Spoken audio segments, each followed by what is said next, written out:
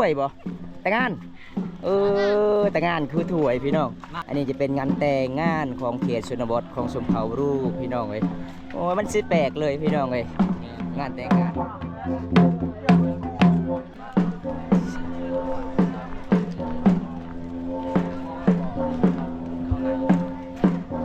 นี่ครับ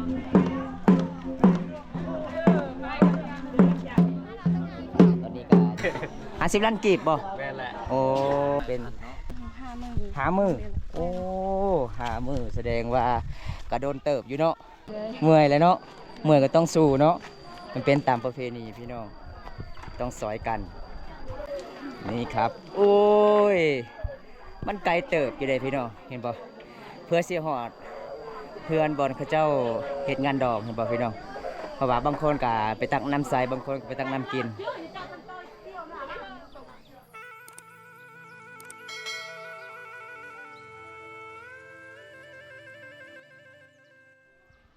เอาทักทายสบายดีพ่อแม่พี่น้องวันนี้กับบอมตากับสิพาพี่น้องไปเบิ่งรับชมงานแต่งงานเขตชนบทหมู่บ้านสะบึพี่น้องเพราะว่าบอมตากะสิเดินทางผู้เดียวเลยเมื่อนี้พี่น้องไปเบิ่งงานแต่งงานประเพณีทางหมู่บ้านสะบึมันเป็นจังไดพี่น้องเพราะว่าหมู่บ้านนี้ก็เป็นหมู่บ้านที่ตั้งบ้านติดกับตีนภูเขาเด้แต่หมู่บ้านเจ้าก็สิมีเฮือนแปลนหลังใหญ่ๆหลายๆเลยพี่น้องครั้งแรกที่ได้รับชมประเพณีงานแต่งงานเขตหมู่บ้านนี้พี่น้องจึงได้กลับไปติดตามชมกันหลักพี่น้องเพราะว่าบอมตากะสิเลาะรับชมบรรยากาศหมู่บ้านนี้พี่น้องพี่น้องสุดยอดหลายวิวธรรมศาสตร์เขตหมู่บ้านนี้พี่น้องเพราะว่าบอมตากะสิไปหาพุ่นละพี่น้องงานแต่งงานก็คือเฮือนทางนั้นพี่น้องนี่ครับ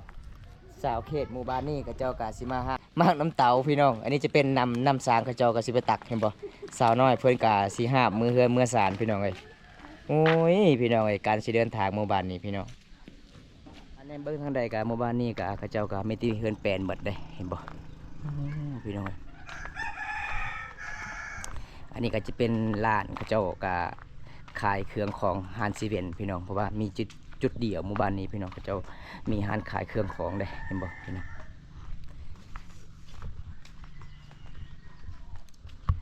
นี่ครับอันนี้ก็จะเป็นร้านครับอันนี้จะเป็นร้านพี่น้องเพราะว่าอันตากะอัปเดตการมาหมู่บ้านนี้มันเป็นจังใดมันมาจังใดพี่น้องโอ้ยพี่น้องเห็นบ่พี่น้องมีที่เฮือนหลังใหญ่ๆเลยพี่น้องมีที่เฮือนแปลกเลยเด้มาเขตนี้อยู่กับเต้นภูเขาหมู่บ้านนี้พี่น้องจะได้เดินทางครั้งแรกในชีวิตวิถีชีวิตเลยว่ารับชมเขตงานแต่งงานเขตหมู่บ้านนี้พี่น้องเองก็จะเป็นเพื่อนเขาเจ้ากาชิมากองเห็นบ่หลังจากที่เขาเจ้าก็มาตัดถอนมาใหญ่ๆถอนไม้ยาวๆเขาเจ้ากาชิมากองตากให้มันแห้งอยู่ตารางเวลาสิดังไฟเขาเจ้ากาชิลองฝ่าพื้นจุดนี้พี่น้องเป็นหมู่บ้านอยู่แบบเก็นง่ายพี่น้องอยู่กับตีนภูเขา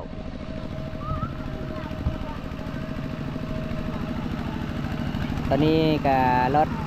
ทางหมู่บ้านเจ้าสาวเจ้าบ่าวมาแล้วพี่น้องเพราะว่ามือนี่ก็จะมีงานแต่งเด้งานแต่งในเขตหมู่บ้านสะบึพี่น้องเมื่อนี้ก็มี2 คันรถตอกๆพี่น้อง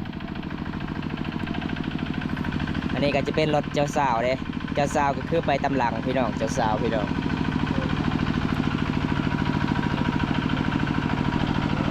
แล้วบ่ไปแล้วบัดนี้พี่น้อง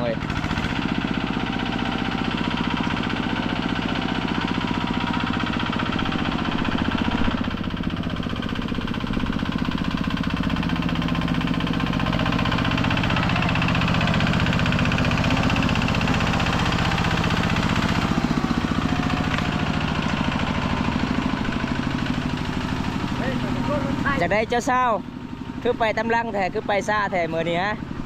อันนี้ก็คือเจ้าสาวเด้อพี่น้องเพราะว่าบอมตายังสิไปหาเจ้าบ่าวจักสิได้พอหรือบ่มื้อนี้พี่น้องงานแต่งชนบทพี่น้องของชมเผ่ารูมังกรพี่น้องแบบนี้แหละพี่น้องงานแต่งในเขตหมู่บ้านนี้ได้อันนี้ก็คือเจ้าสาวเด้อหลังจากที่เขามาฮอดเฮือนอีพ่ออีแม่แล้วเจ้าสาวกับทั้งสาวหมู่บ้านเจ้าบ่าวกับเข้าบ่ได้พี่น้องจุดนั้นเด้หลังจากที่เขาเจ้ายังซีเว้าขาสินสอดหรือว่าเว้าตามประเพณี22ของ14สำเร็จแล้วก็จึงเข้าได้ดิพี่น้องมันเป็นตามประเพณีบ้านเฮาเวลาจัดงานแต่งงานต้องอยู่จุดนี้ก่อนพี่น้องอันนี้ก็แม่นสาวบ้านที่มาส่งเจ้าสาวไปเฮือนนี่พ่อไอ้แม่พี่น้องมื้อนี้เด้ เป็นงานแต่งงานพี่น้องเป็นหมู่บ้านสะบึพี่น้องเอ้ยนี่ก็คือเจ้าสาวพี่น้อง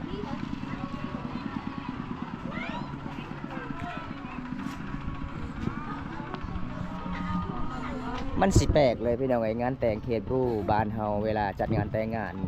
เวลางานแต่งงานนี่ต้องเว้าค่าสินสอดสำเร็จแล้วจึงเข้าได้พี่น้องเห็นบ่มื้อนี้ก็หลายๆคนเขาเจ้าก็ต้องนั่งทาอยู่นี่ก่อนเลยพี่น้องเพราะว่าอยู่ทางพุ่นก็จะเป็นจุดหนึ่งนี่พี่น้องอันนี้จะเป็นหมู่บ้านที่มันนอกกับตัวเมืองพี่น้องหมู่บ้านนี้พี่น้อง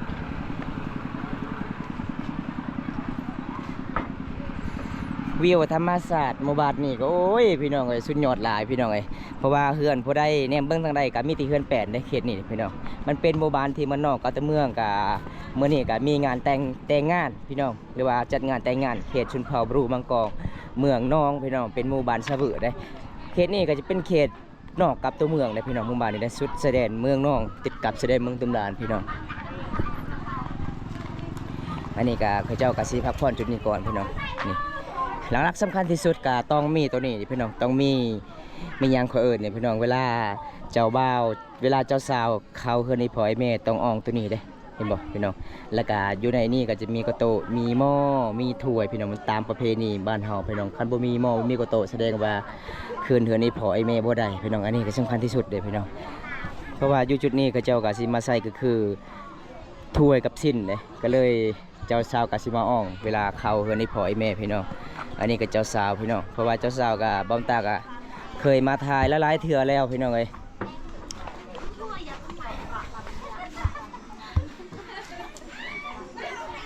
เพราะว่าผู้ใดก็มาแต่บ้านไก่พี่น้องหิวข้าวหิวน้ำพี่น้องเอ้ยบ้านไก่เด้อันนี้ผู้สาวผู้สาวมีแต่คนงามๆพี่น้องนี่ครับสาวลาวฟ้ามังกรพี่น้องอันนี้เวลาแขกมาเคือมาซานเขาเจ้าต้องมาหับเด้เขาเจ้าเอามักน้ำเต่าพี่น้องสิมาเย็นพี่บ่เพราะว่าทางภายเจ้าสาวมาเมื่อนี้หมู่บ้านเจ้าสาวมาเมื่อนี้ก็เขาเจ้าก็ที่เขาที่น้ำพี่น้องเลยทางเจ้าบ่าวเด้หมู่บ้านเจ้าบ่าวพี่น้องอันนี้คือเจ้าสาวพี่น้อง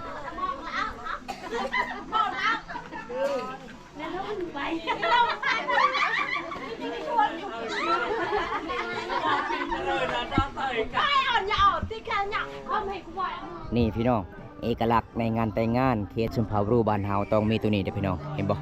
อันนี้ก็จะเป็นที่กระเจ้ากาสิมาเฮ็ดตัวนี้ก็ต้องมีงานเด้อตัวนี้เห็นบ่พี่น้องมันเป็นตามประเพณีที่12ของ14ของชุมพรมังกรต้องเฮ็ดหลักตัวนี้เด้อพี่น้องเห็นบ่อันนี้จะเป็นหลักที่กระเจ้ากาสิมาบักแบบกระเจ้ากาสิจำเหตุก็คือมัดแบจุดนี้เด้อพี่น้องเห็นบ่กระเจ้าสิมาบัดมันแบจุดนี้หลังจากที่มัดแบแล้วกระเจ้าก็สิมาจำเหตุอันนี้ก็คือสัญลักษณ์แบบเวลาเฮ็ดงานแต่งงานเห็นบ่พี่น้องต้องมีไม้แบบนี้เด้เห็นบ่พี่น้องมันสิแปลกเลยพี่น้องประเพณีพี่น้องเอ้ยมันแตกต่างกันเลยพี่น้องอันนี้ก็จะเป็นตูบน้อยๆที่หลังจากที่ฝ่ายเจ้าบ่าวเจ้าสาวมาหรือว่าหมู่บ้านของเจ้าบ่าวเจ้าสาวมาก็ต้องอยู่จุดนี้เด้พี่น้องขึ้นเฮือนอีพ่อไอ้แม่บ่ได้พี่น้องเอ้ยต้องอยู่จุดนี้ได้เว้าค่าดองเท่าใดพี่น้องก็เว้าจุดนี้ได้กินข้าวกินน้ำก็อยู่จุดนี้พี่น้องหลังจากที่เขาเจ้าเว้าเสร็จแล้วก็อีกยัง2-3 มื้อก็จึงขึ้นได้เฮือนอีพ่ออยู่ทางนี้พี่น้องมันสิแปลกพี่น้องประเพณีพี่น้องเอ้ยเวลาเข้าก็ต้องอยู่จุดนี้ก่อนมื้อนี้สำหรับมื้อนี้พี่น้องป้ามีผู้สาวจบๆงามๆเลยเนาะสิมาซอยเวียกมื้อนี้เนาะอันนี้จะเป็นสาวหอมเด้อพี่น้องนี่ครับสวัสดีสาวแมวสวัสดีเมื่อยหลายบ่เมื่อยหลายเลยเนาะหลังจากที่เวียกแล้วสาวแมวก็สิได้เงินแล้วเนาะวันนี้เนาะไปซอยเวียก นี่ครับแบบมันเป็นตามประเพณีบ้านเฮาเห็นบ่เวลางานแต่งงานหมู่นี่ต้องซอยกันพี่น้องผู้สาวเด้เวลาเอาผัวแล้วก็หมู่อีกซอยเฮาพี่น้องมันสิแปลกพี่น้องเอ้ยเขตชนบทชุมพรมังกรพี่น้องเอ้ยซอยกันเฮ็ดซอยกันไปนี่ล่ะพี่น้องอันนี้ก็คือสาวหอมพี่น้องเอ้ยเพราะว่ามื้อนี้ก็ได้พอ3สาวที่มาซอยเวียกเฮือนหลังนี้เด้อันนี้จะเป็นเฮือนของสาวเบสที่บอมตากะไปถ่ายคลิปชุดก่อนพี่น้อง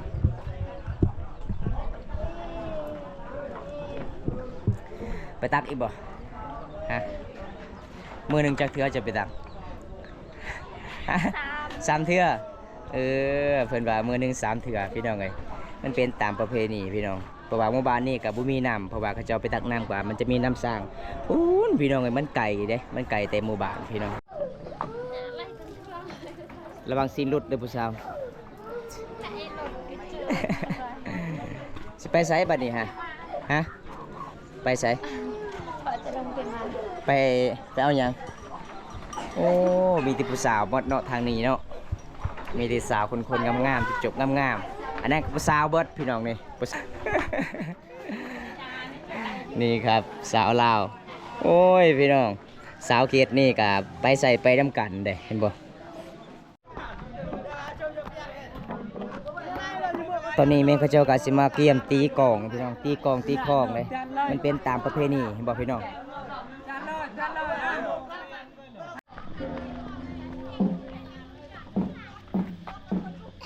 ตอนนี้แม่นเขาเจ้าก็สิเข้าแล้วพี่น้องเอ้ยเพราะว่าเขาเจ้าก็สิเว้าคาเซ็นสอดสำเร็จแล้วพี่น้องอันนี้จะเป็นเจ้าสาวเด้เจ้าสาวก็กำลังสิอ้องแบบตามประเพณีพี่น้องต้องอ้องตัวนี้พี่น้องคันบ่อ้องก็บ่ได้เด้พี่น้องเอ้ยเป็นตามประเพณีที่12ของ14พี่น้อง ไม่ว่าเลยไม่เดิมช่วยปังกระเป๋าเป็นเดิมด้วยเดิมเอาเดิมก็ได้เดิมเครื่องเดิม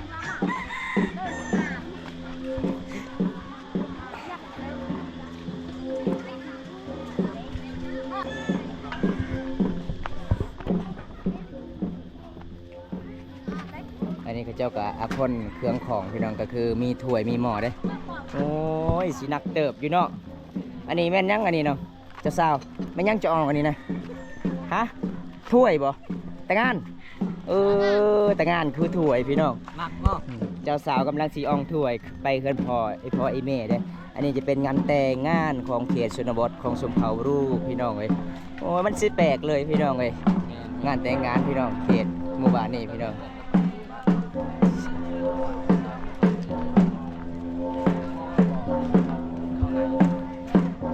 นี่ครับ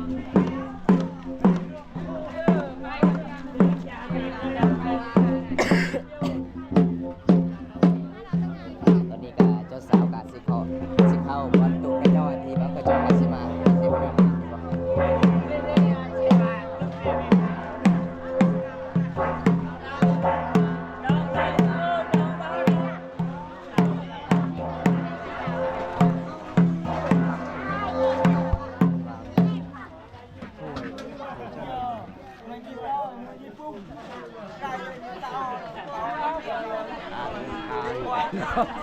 เลือได้โอ้วันนี้มาหลายคนเลยพี่น้องเอ้ยงานแต่งงานเขตรูบ้านเฮาพี่น้องอันนี้มีแต่ผู้สาวงามๆได้มางานแต่งวันนี้พี่น้องเอ้ย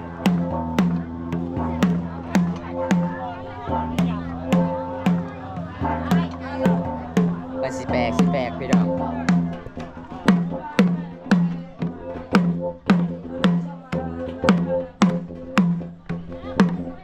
แบบงานแต่งงานเขตรูบ้านเฮาต้องตีกลองกับตีของเลยคันบ่ตีของบ่ตีกลองนี่บ่ได้พี่น้องมันผิดตามประเพณีพี่น้องเป็นฮีต12ของ14บ่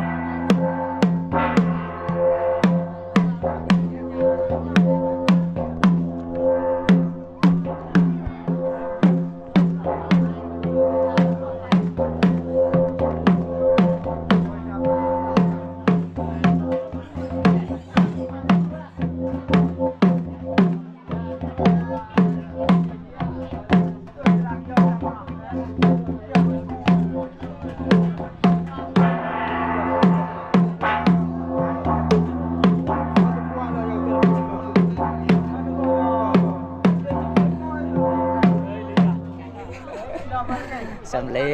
จบัดนี้พี่น้องเขาเจ้าก็จะมาตีกลองกับตีของนี่มันเป็นตามประเพณีที่12ของ14ชุมพามังกรพี่น้องหลังจากที่ชาวบ้านก็เข้ามาเรียบร้อยพี่น้องบ่อนตูบน้อยๆเด้เห็นบ่พี่น้องอันนี้ก็จะเป็นทางหมู่บ้านของเจ้าบ่าวเด้พี่น้องเขาเจ้าก็มาส่งเจ้าสาวไปเฮือนอีพ่ออีแม่แบบงานแต่งงานเขตรูบ้านเฮาต้องแบบนี้พี่น้องเพราะว่าเขาเจ้าก็รอท่าเขาเจ้าก็ยังสีเว้าขาดองอยู่จุดนี้ก่อนนี่พี่น้องอันนี้จะเป็นทางส่วนผู้หญิงก็เจ้าก็อยู่จุดนี้ส่วนผู้ชายก็จะอยู่จุดนั้นพี่น้องมันเป็นตามประเพณีเด้พี่น้องไปไสผู้สาวฮะสิไปไสนี่ ดังงอนมาเคย ไปส่งมักเฟสแล้วก็เกลือบ่ไปให้ทางเคยบ่โอ้พี่น้องเอ้ยเจอขับใจไปจ่าเจอนี่ครับอันนี้ก็จะเป็นผู้สาวที่มาซอยเวียกเลยเขาเจ้าก็สิไปมอบทางเกลือทางพี่น้องเพราะว่าสิมอบทางหมู่บ้านเจ้าบ่าวก็สิไป มางานแต่งงานมื้อนี้พี่น้องเห็นบ่อยู่ทางนั้นพี่น้องวิวธรรมศาสตร์เลยพี่น้องสุดยอดหลายเลยพี่น้องหมู่บ้านนี้พี่น้องมันเป็นหมู่บ้านที่มันนอกกับตัวเมืองเลยหมู่บ้านนี้มันบ่มีน้ำพี่น้องก็คือหมู่บ้านที่เขาเจ้าไปตักก็คืออยู่ทางพุ่นนำพี่น้อง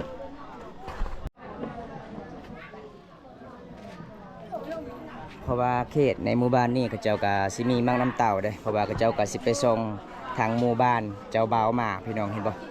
มีมังน้ำเต่าไปพร้อมพี่น้องโอ้ยพี่น้องยังคักอยู่เด้อพี่น้องเขตหมู่บ้านนี้ยังใช้วิถีชีวิตไปเดิมๆเลยอันนี้จะเป็นบันไดเฮือนที่แบบอนุรักษ์แบบเขาเจ้าก็เวลาลูกสาวเอาผัวเวลาจัดงานแต่งงานต้องเฮ็ดบันไดแบบนี้พี่น้องบันไดขึ้นเฮือนได้เห็นบ่หลังจากที่เฮ็ดงานดอกมื้อนี้เขาเจ้าก็ต้องอ้อๆได้บันไดตัวนี้เด้อพี่น้องดันฮะกินส้มบ่กินบ่ผู้สาวขึ้นต้วยบัดเดียวเลยพี่น้องเฮ้ยโอ้สาวแมวคนงามพี่น้องเจ้าสิไปไสนี่นะฮะไปเลยไอ้เปิดไปเลยดารอดารอก็คือแบบสาวแมวกับสาวจ้าเพื่อนกะมาซอยเบียกพี่น้องเพื่อนหลังนี้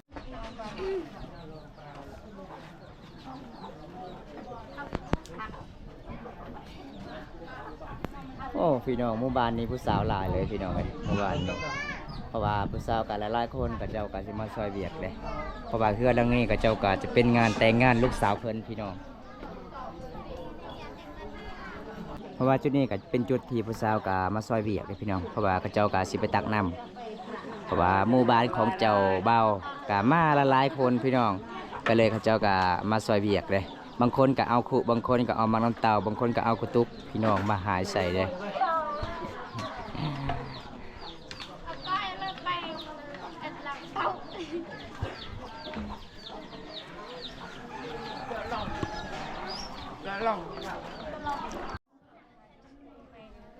มีแต่คนงามๆเลยพี่น้องมาตักน้ำ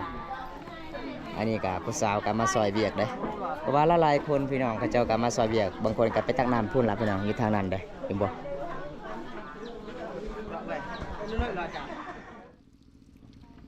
นี่พี่น้องอันนี้จะเป็นน้ำที่บอลผู้สาวไปตักน้ำได้มันไกลเติบอยู่พี่น้องเลยเวลาเขาเจ้าไปตักน้ำเวลาเหตุงานเอามันสีหยาบพี่น้องเพื่อจะได้น้ำเลยอันนี้จะเป็นน้ำมันกะย่อยบ่ลายพี่น้องอันนี้กะหลังจากบอลเขาเจ้าไปตักน้ำสำเร็จแล้วเขาเจ้ากะสิมาเฮือนมาสานนะพี่น้องแบบสาวลาวเขตนี้กะโอ้ยพี่น้องการใช้ชีวิตสู้ชีวิตอะไรเด็ดพี่น้องนี่ครับอันนี้เป็นสาวคนงามพี่น้องเพิ่นหากะหาบน้ำเด้แบบสาวเขตนี้กะ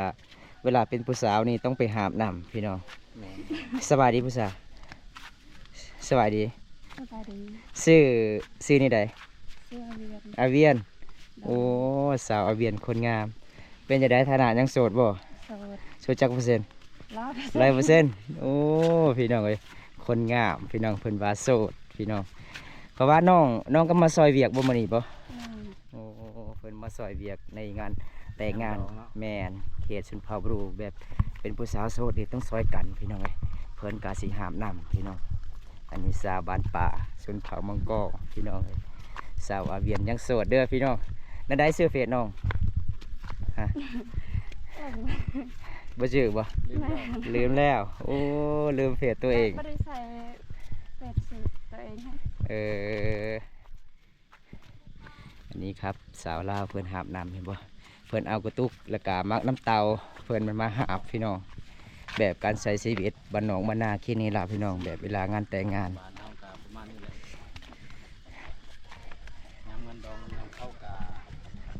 ยืมมาพี่น้องยืมมาผู้สาวมาบ้านน้องหลังจากซอยเวียกแล้ววิทงานแต่งงานแล้วพวกน้องซอยเวียกนี่ได้เงินบ่ก็เจ้าให้เงินเท่าไหร่บ้านเลยประมาณ10,000โอ้ตั้มเขาให้ฮะแมนเป็นตามประเพณีก็เจ้าให้เนาะได้บัตรโทรศัพท์บัตรหนึ่งเนาะแมนจักมือน้องๆมาซอยเวียกอยู่เฮือนเขาเจ้าได้หลายประมาณ5 มื้อโอ้5 มื้อแสดงว่ากระโดนเติบอยู่เนาะทิศปลายบ่โอ้พี่น้องเอ้ยอันนี้ผู้สาวเกี่ยมเนาะตั้งแต่วันที่ประมาณแต่วันอาทิตย์แหละวันอาทิตย์ มื้อนี้วันศุกร์โอ้ทิศปลายเนาะทิศปลายพี่น้องแบบสาวลาวกับคนสู้ชีวิตเลยพระเจ้าก็มาซอยได้พี่น้องแบบมาซอยเวียกเพื่อนเวียกซ่านในงานแต่งงานเขตชนบทพี่น้องเพื่อนว่าเกือบเป็นทิศปลายแต่เขาเจ้าให้เงินกับบ่หลายละพี่น้องประมาณ10-20,000พี่น้องเอ้ย อันนี้สาวเวียนเด้อครับสาวเวียนคนสวยประจำหมู่บ้านพี่น้องนี่เส้นทางเห็นบ่พี่น้องเส้นทางบอนเขาเจ้ากาบอนเพื่อนเขาเจ้ากาสีจัดงานแต่งงานมื้อนี้พี่น้องอยู่ทางนู้นเห็นบ่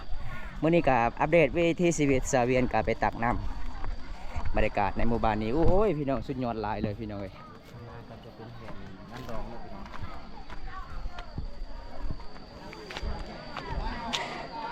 เมื่อยเท่ากันบ่น้องเมื่อยแล้วเนาะเมื่อยก็ต้องสู้เนาะมันเป็นตามประเพณีพี่น้องต้องสอยกัน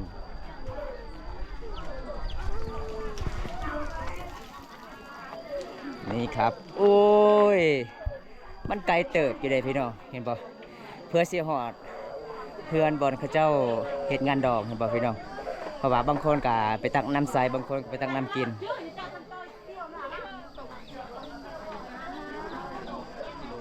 อันนี้ก็จะเป็นสาบานเลยเพราะว่าหลังจากที่พายเคยมากับสาบานกับสิแนมเบิงหลักพี่น้องแบบนี้พี่น้องบ่ได้กับบ่ทิมบ่ปะกันอยู่จนมัดมือเลยพี่น้องงานแต่งงานมื้อนี้เลยเห็นบ่ ปลายตะขอชุกเอ้ยโบรัวแอบเนาะ หลังจากที่เขาเจ้าเขามาเรียบร้อยเขาเจ้าก็สิเฮ็ดกินเลยอันนี้จะเป็นหมู่บ้านของเจ้าบ่าวเจ้าสาวพี่น้องเพราะว่าเขาเจ้ามาบ้านไก่หิวข้าวหิวน้ำแหละพี่น้องเพราะว่าเขาเจ้าก็สิเฮ็ดกินเลยพี่น้องเอ้ย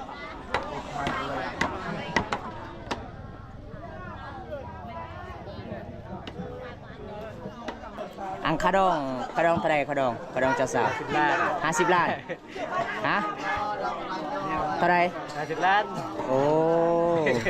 50 ล้านกีบบ่ แม่นแหละ โอ้มีขวายอีกบ่มีแบ่จักโต ตรง 2โตโอ้ ตายไปก่อน โอ้โดยเฉพาะเงินสดกับ50 ล้านกีบเนาะโอ้พี่น้องเอ้ยงานแต่งงานเขตชนบทของชนเผ่ามังกรกะขาดอง50 ล้านก็จะมีแบ่2โตได้เป็นตามประเพณี22ของ14พี่น้องเอ้ยขอบใจหลายๆเด้อเฒ่าแก่เด้อ อันนี้ก็จะเป็นเฒ่าแก่พี่น้องเพื่อนกะขนาดเกี่ยวกับการตีกลองกับตีของเด้เห็นบ่นี่พี่น้องหลังจากที่กระเจ้ากากินข้าวกินน้ำกระเจ้ากาสีไปมอบน้ำเด้เห็นบ่แบบมันตามประเพณีบ้านเฮาพี่น้องผู้สาวหลายๆคนกะเจ้ากาสิไปมอบน้ำทางสาวบ้านหมู่บ้านของเจ้าสาวเจ้าบ่าวพี่น้องเขาเจ้ามางานแต่งงานมื้อนี้พี่น้องว่าตอนนี้เขาเจ้ากาหิวข้าวหิวน้ำล่ะพี่น้องมันฮอดเวลาแรงๆแล้วพี่น้องเอ้ยว่าเขาเจ้ากะกินข้าวกินน้ำเขาเจ้ากะสิกลับเพิ่นกลับศาลเด้มื้อนี้เขาเจ้ากะไปกลับพี่น้องบ่ได้นอนเลยพี่น้องแบบงานแต่งเขตบริบ้านเฮาของมันสำนี้พี่น้องเอ้ยเอาโอเคพี่น้องตอนนี้บอมตากะสิปิดไว้สำนี้ก่อนพี่น้องเอ้ยมื้อนี้ไปรับชมวิถีชีวิตหรือว่าตามประเพณีที่12ของ14งานแต่งงานพี่น้องเขตชนบทชนเผ่ามังกรหมู่บ้านสะวึพี่น้องครั้งแรกที่ได้เดินทางแบบเขาเจ้าจัดงานแต่งงานกะมันสิแปลกเลยพี่น้องเอ้ยจึงได้บอมตากะสิปิดไว้สำนี้ก่อนพี่น้องคลิปนี้ขอจบไว้ที่นี่ก่อนพี่น้องบ่ได้รับชมคลิปนี้แล้วก็อย่าลืมฝากกดไลค์กดแชร์กดติดตามด้วยเด้อพี่น้องฝากเป็นกำลังใจให้บอมตาให้คลิปตอนต่อไปพี่น้องคลิปหน้าพบพอกันใหม่พี่น้องเอ้ยขอกล่าวคำว่าสบายดีเด้อพี่น้องบ๊ายบาย